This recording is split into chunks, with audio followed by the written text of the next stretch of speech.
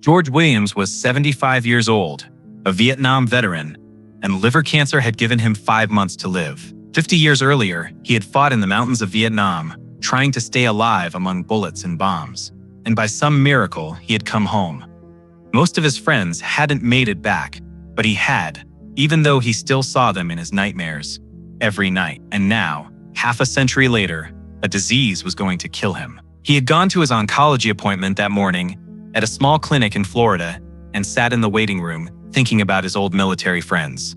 He wondered how many were still alive since he hadn't seen anyone in years, because everyone had scattered after the war and nobody wanted to stay connected to those memories. When his name was called, he stood up and entered the examination room, where the doctor hadn't arrived yet. So he sat down across from the desk. His file sat there open, with large letters at the top reading liver cancer stage 4, 5 months.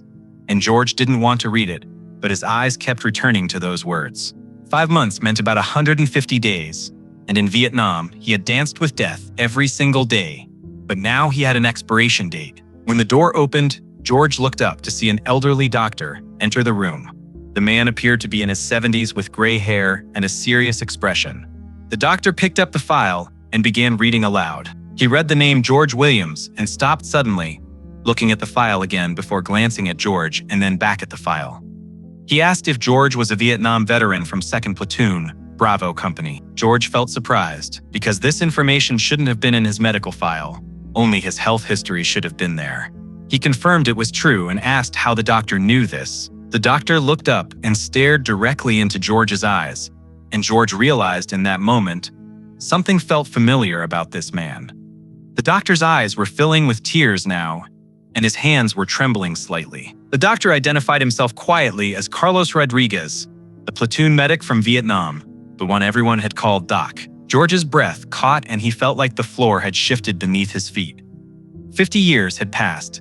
50 long years, and now Doc was standing in front of him. George whispered the name Doc in disbelief, his voice cracking, asking if it was really him. Carlos smiled through his tears and walked around the desk to approach George, confirming it was him and that he was still here. He explained that just as he had treated George in Vietnam, he would treat him now. George stood up, and the two old men embraced in the middle of the room. Two Vietnam veterans reunited after 50 years, both crying silently. Carlos whispered against George's shoulder that the file said 5 months, but he would give George 5 years. 51 years earlier, on a hot June day in 1968, George Williams had set foot in Vietnam.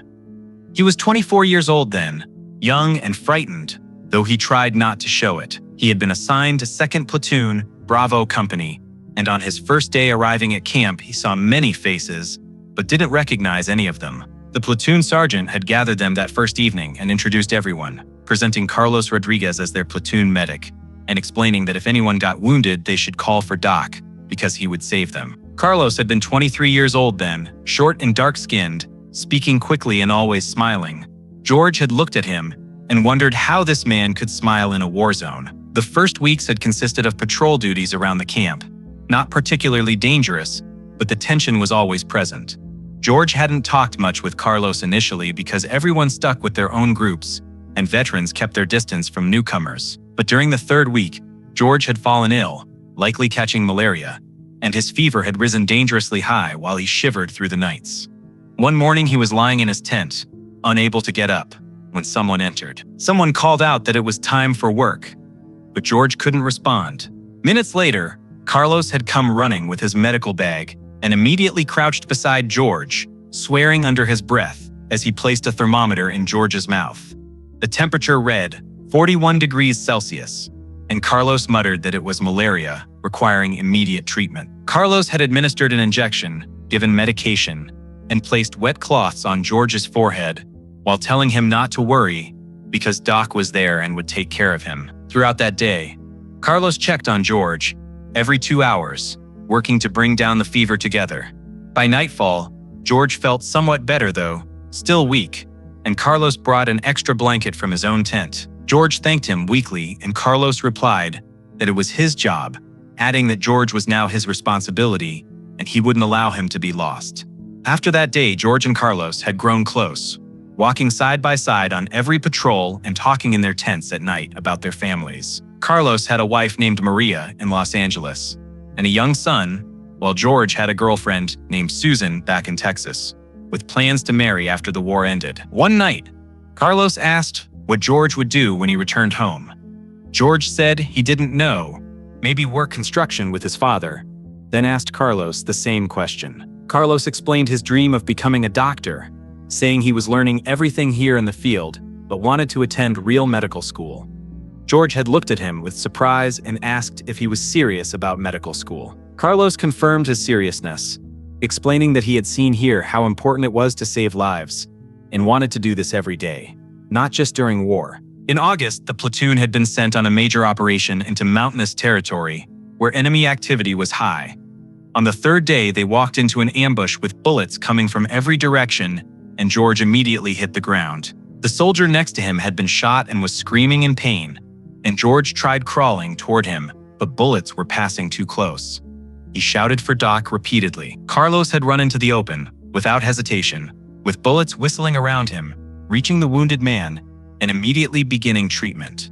He applied a tourniquet, wrapped bandages, and injected morphine while telling the soldier to stay calm because he would handle it. That day, Carlos saved 3 people, not including George, though a piece of shrapnel had embedded itself in George's arm and Carlos cleaned the wound carefully. That evening back at camp, Carlos examined the injury and said, George was lucky the bone wasn't broken, but he would clean it daily to prevent infection. George thanked him and mentioned how he had watched Carlos out there showing no fear, asking how he did it. Carlos had shrugged and admitted he was scared, of course, but he had work to do because the soldiers were his responsibility, and he couldn't forgive himself if he lost anyone. Months passed this way, with George and Carlos fighting side by side and trusting each other completely. George knew that if he got wounded, Doc would come without fail and without hesitation. In January 1969, George's tour ended, and it was time to go home, though Carlos still had 3 months left and had to stay. On their last night at camp, they sat together and talked for hours about what would come next.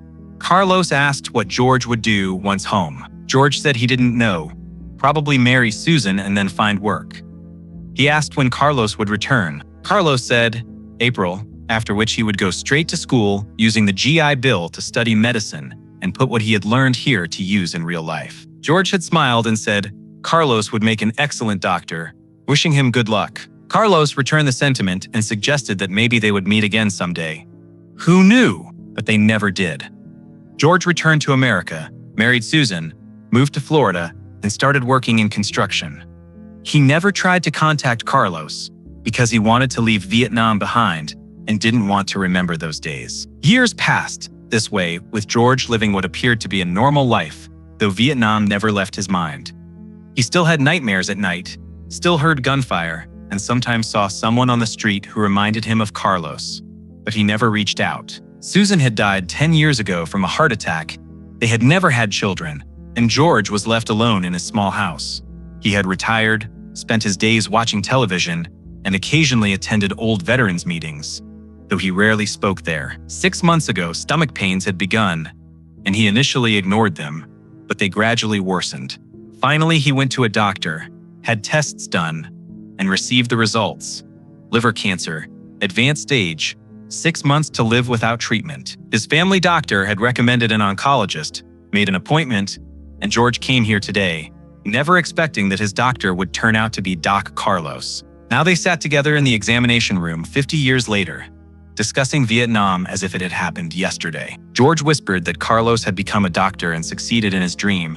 Carlos confirmed he had studied at Stanford and specialized in oncology, working 30 years at a hospital before opening his own clinic.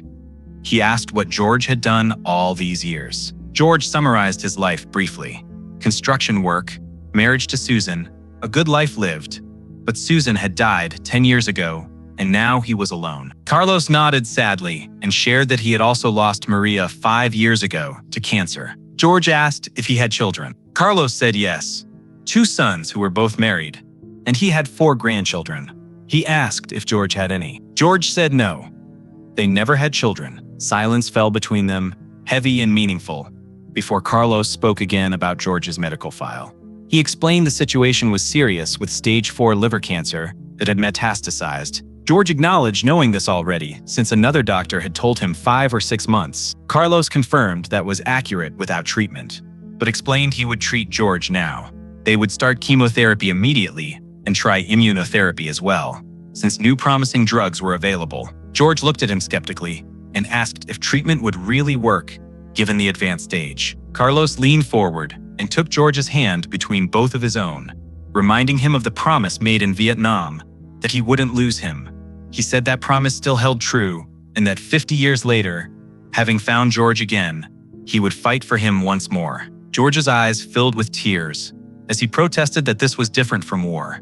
This was cancer. Carlos replied firmly that it made no difference because George was still his responsibility, and he never stopped fighting. From that day forward, Carlos became not just George's doctor, but his friend again.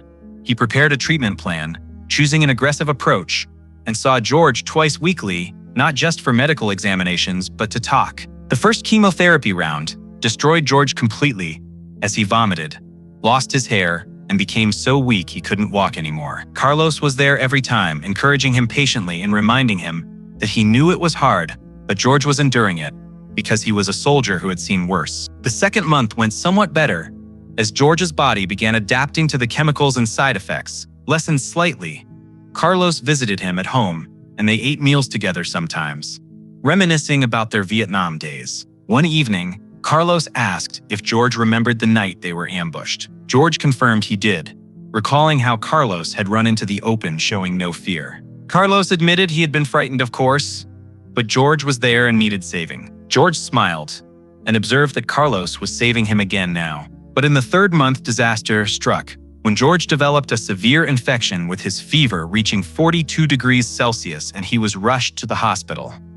Carlos ran to his side and immediately assessed the situation. He told the other doctors there was sepsis risk because the immune system had collapsed from chemotherapy, ordering them to transfer George to intensive care and start antibiotics immediately. George spent 2 days in intensive care, unconscious most of the time, and Carlos never left his side.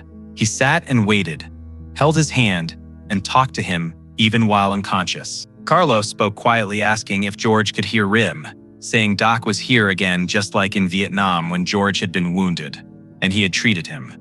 He explained he was doing it now too, but George needed to fight and couldn't give up because he still had much to live for. On the third day, George opened his eyes to find Carlos still beside him, never having slept. George whispered the name Doc weakly. Carlos smiled, tiredly but happily, confirming he was there and that George had come back to them. George asked what happened. Carlos explained about the infection and sepsis beginning, but they had saved him and the antibiotics had worked. George looked at him with infinite gratitude in his eyes and said Carlos had saved him again. Carlos replied, of course he had, because he was George's doc. After the crisis passed, Carlos revised the treatment plan, choosing a gentler chemotherapy regimen and placing more emphasis on immunotherapy.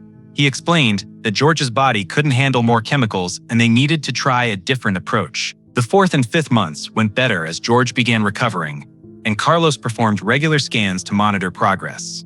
In the 6th month, results arrived, and Carlos called George to the clinic. When George entered, Carlos was smiling with reports in his hand, asking George to sit and saying he had good news. George sat with his heart pounding, asking what news. Carlos explained that the tumor had shrunk by 45% and the metastases had stopped, calling this an incredible development. George couldn't believe his ears and asked if it had really shrunk. Carlos confirmed yes, acknowledging the tumor still existed, but was shrinking and treatment was working, with remission possibly achievable if they continued this way. George began crying right there, unable to control himself, telling Carlos he was saving him. Carlos approached and touched his shoulder, saying he was just doing his job while George was truly fighting and showing his strength. By the 9th month, George had nearly returned to normal with his hair beginning to grow back, gaining weight, and able to walk again. Carlos invited him to dinner at his home, wanting to introduce him to his family. George went and found Carlos's 2 sons and 4 grandchildren there, in a chaotic but warm atmosphere. Carlos introduced George to everyone as his old war buddy from Vietnam, saying he wouldn't be there today without him. After dinner, Carlos and George sat on the terrace drinking beer and talking. Carlos shared that he had thought about George for 50 years, wondering where he was and if he was well, but couldn't find him. George admitted he had thought about Carlos too, but tried to forget Vietnam and leave those days behind. Carlos said he understood because he had done the same initially, but later realized those days had shaped him and made him become a doctor. George observed it seemed like fate that Carlos was now treating him. Carlos agreed it was fate, noting that George had saved his life in Vietnam, and now he was saving George's. George protested that he hadn't saved Carlos's life. Carlos insisted he had, explaining that every day and every moment, George and the other soldiers had protected him while he treated them. Without them, he couldn't have survived there, making it a mutual relationship where they saved each other. In the 12th month, marking the first anniversary of George's treatment, Carlos conducted a comprehensive examination with scans and blood tests. Results came a week later. Carlos called George to the clinic and asked him to sit with a serious expression. George immediately felt worried, asking what happened and if it was bad news. Carlos smiled slowly and said no, quite the opposite. Very good news, actually. The tumor had shrunk 80%, metastases had completely stopped, and liver function was approaching normal, meaning George was officially in remission. George's mouth fell open as he asked if remission meant he was getting better. Carlos confirmed yes, explaining that cancer still existed, but wasn't active or growing, and might even regress further, calling this a genuine miracle. George stood up and hugged Carlos tightly, thanking him repeatedly and saying he had saved him. Carlos replied that no, George had saved himself by fighting and never giving up. A year later, George and Carlos were invited to an honor night at the local Vietnam Veterans Association. Both went on stage and George told his story to the gathered crowd. He spoke about Dr. Carlos Rodriguez being their platoon medic 51 years ago in Vietnam when everyone called him Doc, explaining how he treated and saved them all while giving them hope. George described receiving his terminal cancer diagnosis a year earlier and discovering his doctor was Carlos, who after 50 years was still treating him and helping him achieve remission and continue living, all thanks to him. The room rose and applauded for a long time as Carlos and George embraced on stage. Two old men, two Vietnam veterans still standing side by side 50 years later. 2 years later, George was 77 years old and still alive with the cancer not returning, while Carlos remained his doctor, though now more like a friend. They met every week for meals together and reminisced about old times. One day, Carlos gave George an old photograph from Vietnam showing the platoon's group photo with Carlos and George standing side by side, young and strong. Carlos explained he had found it years ago in a box and wanted George to have it now. George looked at the photograph for a long time and observed how young they had been then. Carlos agreed they were young and frightened, but trusted each other completely. George said he still trusted Carlos now. Carlos returned the sentiment and mused that perhaps they had died in that war and this was their second chance.